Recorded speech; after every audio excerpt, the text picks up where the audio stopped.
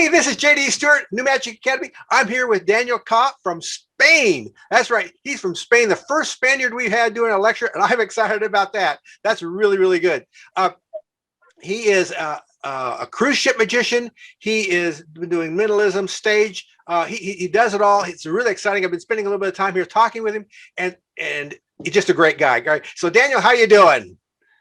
Very good, thank you. How are you, JD? So nice to finally meet you. Yeah, I'm doing just wonderful, unbelievable, as a matter of fact. So, how are things going in Spain right now? Good. I mean, as I told you, it was improving, and now the numbers are rising again. But I have my first gigs booked for next month, like real, stage gigs. So that's good news after a few months without being able to perform at all. So yeah, positive and hoping that things get better soon. Well, that's great. That's great. I'm glad you're able to start getting out, and because magic is got to be live. I mean, it's much better when you have a real people there. So yeah, I mean, to be honest, I was skeptical about the virtual world to perform, but I'm enjoying performing virtual. I think it's a complete new language, and I'm enjoying performing. I'm enjoying doing these lectures also. And I think it's great because it allows us to still share our magic, to still perform, to still make other people happy, and yeah. Well, you also get you also get a bigger audience. So that's great. Yeah. So I'm enjoying it. Obviously, I miss performing, and as I will talk during the lecture, as you said, I work on cruise ships, and when I do my cruise ship shows are very visual. So all the stage elements are very important, the music, the lights, everything. So I miss that, I miss to be on stage and all that. Yeah. Okay. Well, tell us a little bit about your lecture. What are people going to learn when they tune in? All right. So I will share a few routines. And as I told you, some routines are more close-up, others are stage, and others are virtual. For example, there will be two routines that I will share, the close-up version and then the virtual version, which is very different, the method, but the concept is the same. So I think it's interesting to share that, also the process that I went through in order to adapt a routine to this virtual world. Because obviously last year I created a virtual show. On the process I learned a lot, and I will also share some of those thoughts and things that I discovered with everyone, because I think right now is very helpful to know more about this virtual world. And also I will share some other ideas and concepts and theories that helped me a lot in my journey, my career, and I hope it will also help others. For example, music is something very important in my shows. Even when I do my mentalism shows and I speak, music is still very, very important. So I studied music in the past. I also studied acting and a little bit of dancing. So I use all those tools to improve my shows. And I will share some of those things, how to use music effectively in your shows, how to add music even if you speak, but how you can improve the show a lot using all those elements, right? So we'll talk about that. I will also share a new concept that I came up with a few months ago. It's a mentalism concept that I think has a lot of, it opens a lot of new possibilities. So I will share that. It's still just a concept, but I think people will be able to do a lot using that little concept. So yeah, I'm excited to start the lecture and to share all those things with everyone, and I hope there's something for everyone. That's great. Hey, I do have a question for you. Early on in my career, I thought I needed to dance in my act. My wife told me, You can't dance, just stand still. So I want to know, can you help me? That's the problem. That's the question. Well, as we always say, I do magic, not miracles.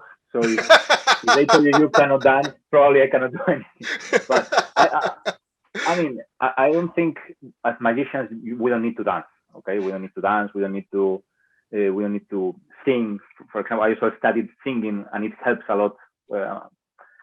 But knowing a little bit of all those elements can help you a lot. You don't need to dance, but if you know how to stand on stage, how to use your body effectively, even if you don't dance, it will for sure help your performance, and it will make you a better performance for sure. The more skills you have, the more skills you have, the the better off you're going to be. That's great. That's exciting. Well, Daniel, I'm excited to have you here. You're going to be lecturing for us. Let's see, make sure I've got the dates right here. We are on April. Let's see, what's the date? It's April 18th, I believe. Is that right? April 18th. Yeah, April 18th at 2:00 Central, 3:00 Eastern. And I'm excited about it. I mean, I think you're going to bring something new that we haven't had before. I was mentioning that, I think we've been doing this almost a year now, and it's all been virtual, but I don't think we've had anybody talk about the virtual aspect of it like you're going to, and taking something that you've done close up, translating that into virtual, and the differences in the transitions and the that you had to make. That's really exciting. I think that's going to be really, really, really good, because even though we're going to be opening back up here, hopefully fairly soon, that I think virtual is here to stay. It's always going to be an option. It may not be the option, but it's going to be an option from now on. And so it's going to be something we can use forever. I completely agree. I think it's not better or worse than real performances. I think it's different. It's a new language. So I think if we can learn to adapt to that new language, it's more tools that we'll have, and we'll even if we restart doing regular shows, if we have a good virtual show, I think that's amazing. No? And one of the routines that I will share is a routine that I created many years ago. First, I created it as a close-up routine, and I performed it a lot. It's a mentalism routine, very strong.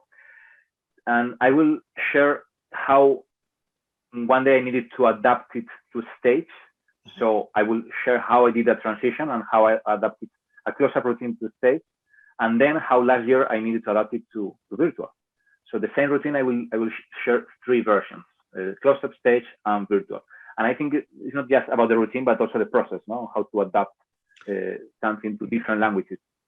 So I hope that also will help. That'll be great. I mean, to understand the process more than actually what you physically did, but the process is what's really, really good, and people can take that process and translate it to other things. And so I think that's great. I'm excited about it. I think that people are going to get some real value out of this lecture, and it'll be a great thing. So y'all need to tune in. It'll be April 18th at 2:00 Central, 3:00 Eastern.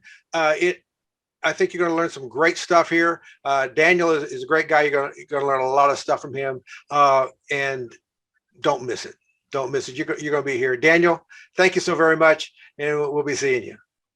Thanks so much, JB. See you very soon. Okay. Cheers. All right.